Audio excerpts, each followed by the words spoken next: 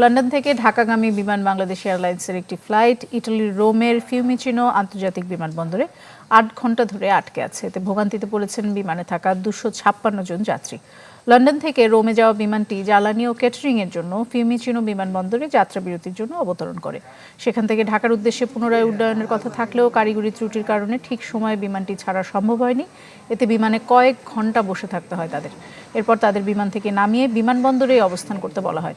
বর্তমানে ঢাকায় ফেরার জন্য অপেক্ষায় আছেন যাত্রীরা। রোমে দায়িত্বরত বিমান বাংলাদেশ এয়ারলাইন্সের কান্ট্রি ম্যানেজার জানিয়েছেন, আগে লন্ডন ঢাকা রুটের ফ্লাইটটি তুরস্কের ইস্তাম্বুল বিমানবন্দরে জ্বালানি ও ক্যাটারিংয়ের জন্য যাত্রাবিরতিতে থামত। নগদ নিয়ে এলো হার না মানা হার অফার।